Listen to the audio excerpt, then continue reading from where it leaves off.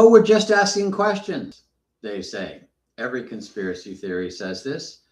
Candace Owens and her conspiracy army are all playing a game. The Candace Owens controversy, it's a video game.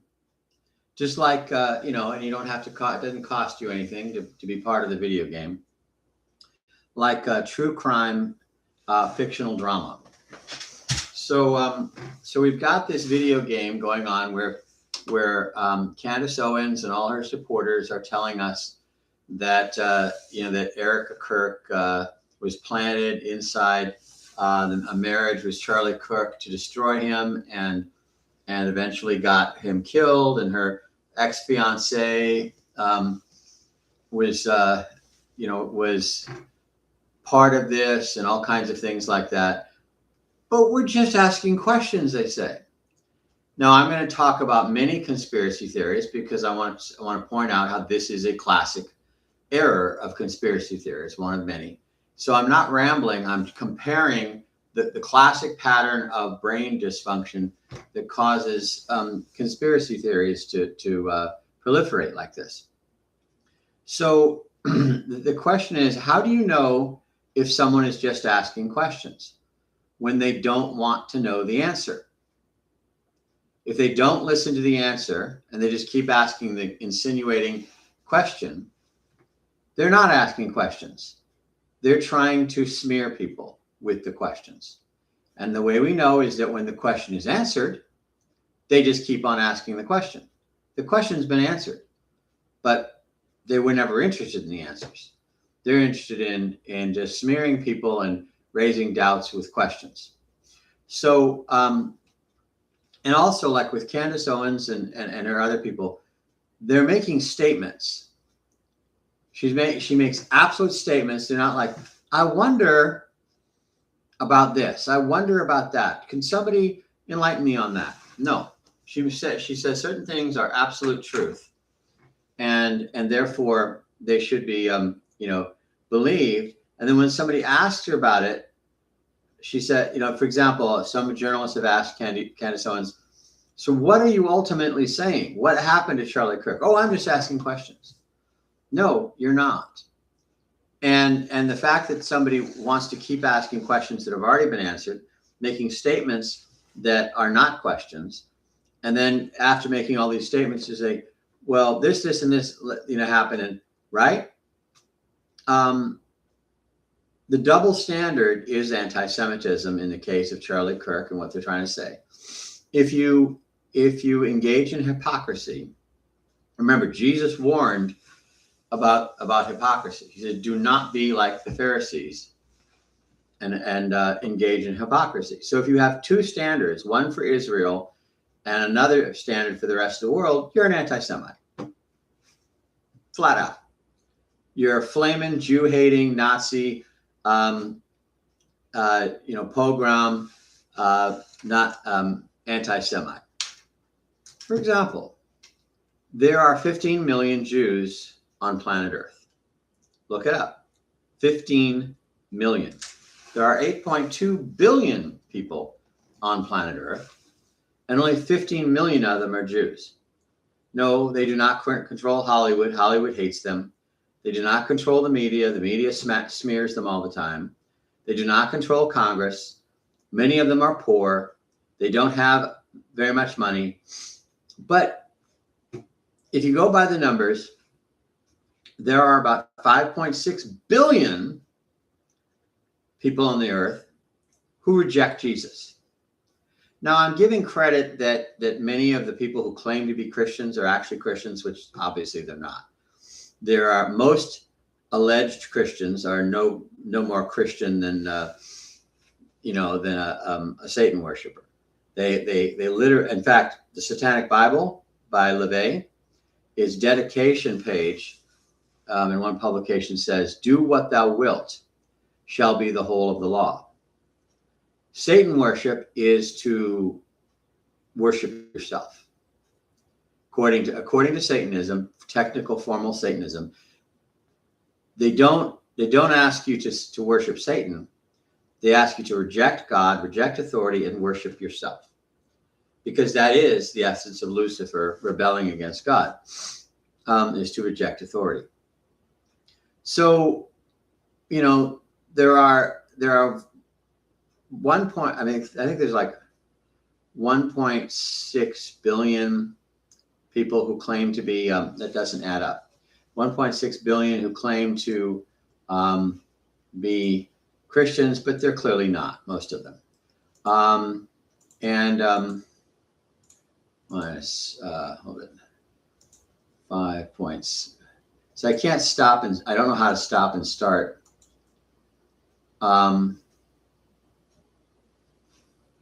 have to read you my numbers. I'll have to edit this, because the way I'm using YouTube Studio when I'm still trying to get the proper podcast software up and running and figure out how to do it is I can't stop and start. So I would check things and then make it more seamless, but I apologize. So anyway, so there's vast numbers, billions of people who say, well, no, we're not Christians. Does this bother Tucker Carlson? No. Does this bother all of these Charlie Kirk wackos? No. 15 million Jews. There are many Jews who do accept Jesus. I used to work for one, Larry Klayman, the founder of Judicial Watch. He's a Messianic Jew. He believes in Jesus. And when he found Jesus, you can see the change. I knew him when he was kind of hard to get along with in the office. He became stronger and stronger in Jesus, and he's a really nice guy now, a brilliant guy, and much easier to get along with, and has a wonderful marriage and everything like that. So the thing is, a lot of Jews do accept Jesus Christ, but some of them don't. They're not there yet. Probably, if you're listening to this, you're not there yet either. And so there's some Jews who don't accept Jesus, and this bothers everybody, but they don't care about the billions and billions and billions of people who reject Jesus. That's okay. Okay, that's a double standard. That's treating people with hypocrisy. That's anti-Semitism. If you're all bent around a tree about a small number of Jews, but you don't care about Friday night at the frat row at your nearest college, that doesn't bother you, then you're a hypocrite. And you're a hypocrite whose motivation is you're a flaming anti-Semite. You're Jew-hating, Nazi, pogrom-loving, Satan-inspired anti-Semite, because you're applying different rules to the Jews than you're applying to everybody else. Okay, so we got some of that, but what the thing is if the questions have been answered and you don't not want to know the answer, that's another example of hypocrisy. And in the case of Jews and Israel, it's anti-Semitism. And so anyway, so the thing is there's all these things where the questions have been answered. Or it's obvious they don't really want to know the answer. For example, the Candace Owens against Piers Morgan. Piers Morgan, I don't know what to think of him. I think he is just as much of an opportunist. He's just as willing to be unfair. But sometimes you put two scorpions in a bottle, one of them wins, and you learn some things talking to Piers Morgan, even though I'm not exactly a fan, but he had a killer interview with Candace Owens. And you know, when you ask, like, well, what are you saying? Who are you saying killed Charlie Kirk, if not Tyler Robinson? And she says, oh, I don't know. We're just investigating. But then why are you making absolute statements, unqualified, not as a question? I mean, maybe a clue when somebody's not asking questions is when they don't ask a question. You know, we know in basic grammar, when you make a statement as opposed to when you're asking a question. It's like, how did Tyler Robinson get up on the roof? That's a question. Do you want to know the answer? Because the local television studios have answered that question. You go around the building, there's a staircase. You could put your hands in your pocket, walk up the staircase, walk out onto the roof. Right now, after the fact, they put up a lot of barriers, but they weren't there then. And you walk over, and there's like one little fence with your hands in your pocket. You can walk over there and then just, climb over this fence like, belly button high, and then continue walking out on the rest of the roof. So you want to know the answer? The question's been answered. How did Tyler Robinson get up on the roof? They show you the video. They got the TV camera from the local news, and they follow the path, and you can see how, the entire path. You walk up the stairs, you go on the roof, you go over there, you flip over the little fence. Now they put up all kinds of barriers, but it wasn't there then. And then you walk over to the edge of the roof. Question answered. Answer. Well, but all of the conspiracy theories don't go, oh, thank you very much for answering the question. Authoritative, local news, video showing the whole thing. I now know the answer. I am so glad that my question has been answered. Is that what they're doing? Oh, no. Because they were never asking a question. Never. And so they keep asking the question. Candace Owens talks about him as being, climbing up on the roof like Spider-Man. Well, that's just not factually correct. Now, it is true. We have video of Tyler Robinson climbing off the roof. And I don't know why he would do that. But when I say I don't know why he would do that, it's because I don't know. And you don't know. And Candace Owens doesn't know. If he, I've been a lawyer for 22 years until I moved and out of the state where I was licensed and I'm no longer a practicing attorney. But I don't trust confessions. There's too much horse trading. And if you put enough things on the table, a prosecutor can get a defendant to say absolutely anything. But I'm going to say that, the only chance we have where we might find out some of these things is if Tyler Robinson talks. He shouldn't talk. And if he does talk, I'm going to assume he's coerced. He might be telling the truth. He might not. But I don't know if he's being, I'm sure he's being coerced. His public defender is probably telling him, man, they're going to, you got to show that you're cooperating and you get a lesser sentence. You'll get points in the sentencing guidelines for extensive cooperation with the police. And they'll lower your points. And you might get out in 50 years instead of getting life in prison, or the death penalty. I don't know about Utah, but so the thing is the only way we're ever going to know why he climbed down instead of going back the way he came is if he tells us, and I don't trust that anyway. So who knows? So we just don't know. Now, him climbing off the roof was fairly athletic. It wasn't easy. He climbed over, he pulled down, and then he let go and he fell to the ground. And that can't have been a soft landing. But that wasn't easy. But getting up there wasn't hard. There is indication that he was not alone, that he was part of one or more people that were talking about how they wished Charlie Kirk would be dead, or just shut up. That doesn't mean that they expected that anyone would do it. People can talk like that and say about things like that and encourage someone and not realize that the one person they're talking to is going to do it. That, the police will call it a conspiracy and they will probably try it here. But that they conspired to kill Charlie Kirk, and it wasn't just him. But there's some communications indicating that before and after, including picking up the rifle, that Tyler Robinson was talking to some people about this thing and told them to please go pick up the gun that he dropped.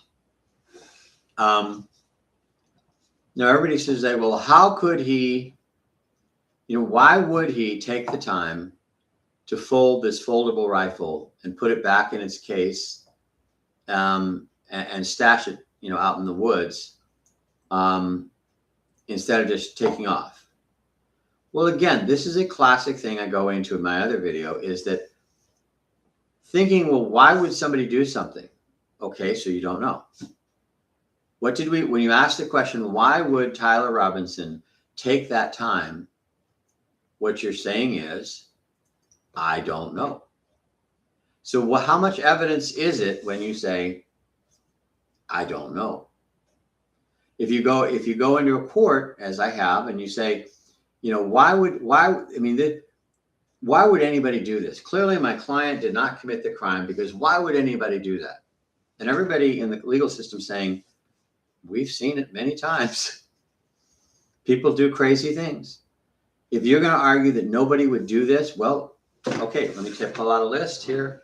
Let's get a list here. Okay, Smith, Jones, McGillicuddy, El-Shabazz. I've worked on all these cases, and they did crazy things. Like, well, why did they do that? I don't know, but they did. So, so the idea that why would somebody do something, that doesn't tell you anything. That's not meaningful. I mean, if you say, gee, I would sure like to know why he did that. Maybe someday he'll tell us, probably not. And I don't know if I doubt he would be telling the truth if he did tell us. But what we can do is say that there was mass panic. And in situations like that, this mass panic is typically more severe. Let's say when Donald Trump was shot, everyone was impressed by how little panic there was. People started to move away, but they did it orderly. They kept their head, and they some of the people got shot because they were huddling over and protecting their loved ones. In the University of Utah, there was a lot of screaming and running around, but the typical scenario is that it's worse.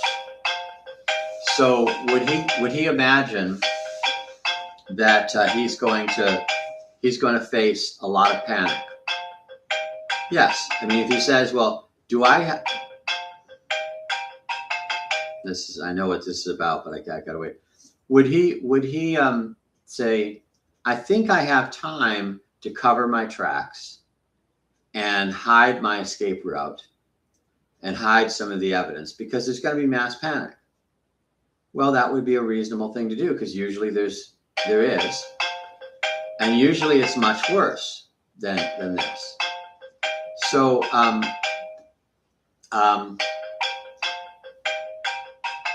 I got to get my software set up so I can stop and start things. So anyway, so the thing is like, if you ask the question, you say, gee, I'd like to know why he did that. That's a question. And if you look at the facts, you say, well, it's probably pretty reasonable. It's probably sensible that he did that. It's more likely than not that it would be more valuable for him to take a few 30 seconds to fold up the rifle and put it in its casing, in its canvas bag, than leave a clear trail from of his escape. Hiding his escape route trail is probably a better choice for his criminal mind than leaving it there, because there's likely to be chaos in the crowd. So that's not an absolute answer, but if you're asking questions, you're going to go, oh, okay. I mean, that's a possibility. Thank you for telling me. So you go through this stuff, and but no, they don't want to know the answer. They just want to smear people. So the thing, it's like, for example, people ask, how could the lunar module of how could the lunar module landing on the moon be this very thin-skinned, like aluminum foil container? Okay, so you don't know. I got it. I understand. There's something you don't know, and you know that you don't know, and you admit, I don't know. Okay. Let's go talk to some people who do know. And as I've said in the other video, and it's like, why am I wandering off on things? Because these are classic mistakes. These are classic signs of the errors of conspiracy theories. You say, well, how could this happen? Well, it did, but I don't understand how it could happen. Well, okay, I accept that you don't understand. You don't understand. I believe it. I believe that you don't understand. I do. So, so we go through these different things. Same thing with 9/11. How could someone's how could there be a huge fire and someone's passport is not burned? You've never gone camping? You've never built a campfire? You never had a trash fire? I lived someplace where we had to have a trash fire, and you can't just light a big trash fire and everything burns. You have to you have to push things back into the center. You know, some things burn, some things don't. You have to like turn it over and make sure everything gets set on fire. Happens all the time. You know, so is it unusual? Yes. But is it unheard of? No. The fact that you don't know what happens in fires, like you're a professional fireman, you know, that doesn't tell us anything. So, you know, so again, they don't want to know the answer to the question. That's how we know it's not a question. You know, so, you know, have all these things like, would Erica Kirk, a grieving widow, behave the way she did? Yes. Yes, she would. 100% of the time, nobody does anything 100% of the time. We're not clones. We're not computers. We're not robots. We're not, you know, we're all individuals. But would, you know, when someone has died, I mean, I've heard plenty of stories and accounts where, you know, someone died, a spouse died, and the survivor is going through periods of, you know, of intense grief, and then putting a brave face on it, then trying to focus, trying to put up a brave face for the children, trying to get something done, like I've got to organize a funeral. And is it all one or all the other? No, almost never. The person who is in intense grief, whose life has been ripped apart, who's on the verge of breaking out in tears, will sometimes be in charge, doing what has to be done, probably numb, probably like they can't believe it, their brains can't process it. Our brain, mine, yours, whatever. So they're dealing with this intense grief, and their brain may be in denial, and they're up, maybe giving a speech. I was at Barbara Olson's, what was it called? It was, I forget what they call it. I remember, I'm just having a blank on it. But there was no body from when Flight 77 hit the Pentagon, and thousands of people watched that plane go into that building, because it's a major commuter route. I-395 at that time of day is a traffic jam of commuters going into Washington, D.C. from Virginia. It's not, the Pentagon is not in some remote location. It's in an urban setting. And they interviewed them. One of them was like Gary Bauer. They were well-known people, well-known conservatives, and other people. And they were all interviewed, and they said, yep, I watched it. And so there was no body to bury. So it wasn't a funeral. There's a terminology, I forget what it is. But anyway, I sat there. I actually went out and bought a bunch of little flags, and I lined lined the route up to the Catholic Church with American flags. And nobody asked me to do that. Nobody, I just thought it was the right thing to do. Our family had known her. So I went and listened. I listened to her family giving eulogies. And at times they were calm and collected and able to say good things about her and everything like that. Other times they would break down miserably. And that's what happens. So is Erica Kirk acting like a widow who's just lost her husband and she's in grief? Yes. And if you sit there and say, well, would she get up on stage and give this amazing political speech? Yes, she would. Would all people do that? Not necessarily. But for somebody who's their entire marriage, her husband's entire life was to be in the spotlight, having a political thing, for her to get up on that stage would be completely natural. Some people are, they say, I don't know who they are and how they know it, but they say that people are more afraid of public speaking than they are of death. I don't know how they figure that out, but that's what they say. But when someone's career for a decade has been public appearances, and you say, well, would a widow act that way? Maybe. Yes, probably. So when you're asking things like that and you don't really want to know the answer, you don't want to think about it, you don't want to look at the characteristics, you just want to smear people, you're not asking questions. You're smearing people. And so they'll say, like, would she take over? Would a widow? See, I'm having a moment now. Would she take over her husband's career, his mission in life? Yeah, she would. I mean, to feel like some part of him is not gone, to feel like he's gone but not completely gone, to take up the flag. When the flag falls to the ground, to pick it up and say, I will not let this die. They took my husband. I will not let them take his dream, his mission, his purpose. Would a grieving widow do that? Oh, hell yes. Would every woman do that? No. Some would go off in the woods and cry for months. Some would have to go to grief counselor.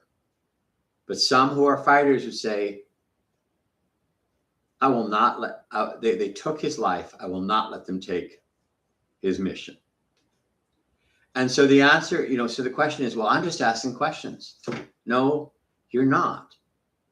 Because if you actually thought about it, if you actually knew the circumstances, you wouldn't ask that question. Because it's obvious. First of all, we're not, that's another thing. There's no such thing as we're all identical. That's a conspiracy theory error. It's like, would somebody do something? Well, we're individuals. Everybody reacts differently. So the whole line of questioning is bogus. That sort of thing. So, so they go, like I mentioned in the other video I did, the first one, which is why I wanted to expand on it, is, would a woman downplay her previous romantic relationships before the one she married? Yeah, probably.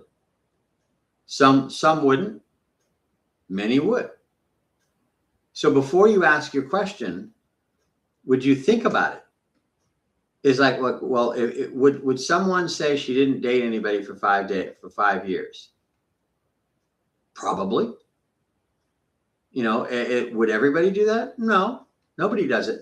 There's nothing that everybody does. There's nothing that nobody does. And so, she may not consider it dating. Not like, not in comparison, like she was just killing time, spending some friendship time with Cabot Phillips, and then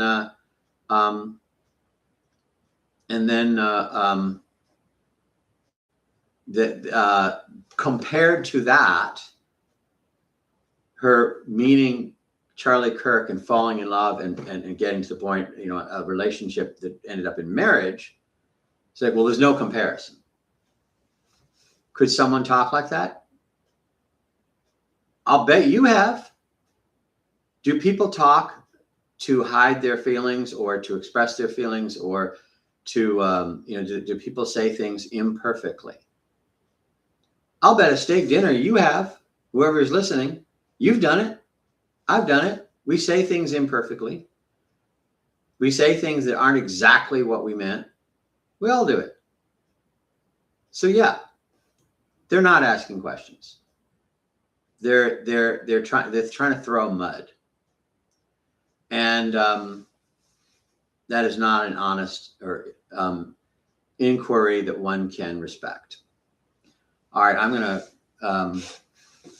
take this one point, and we'll be preparing other things, but I just want to talk a little bit about, no, you're not asking questions.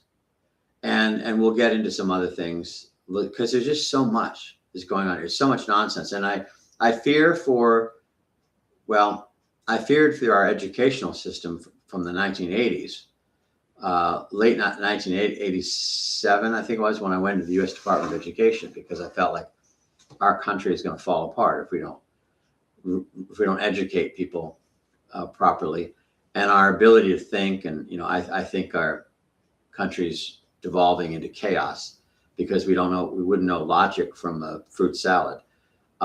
So until next time, this is John Moseley telling you to think. Thinking is good.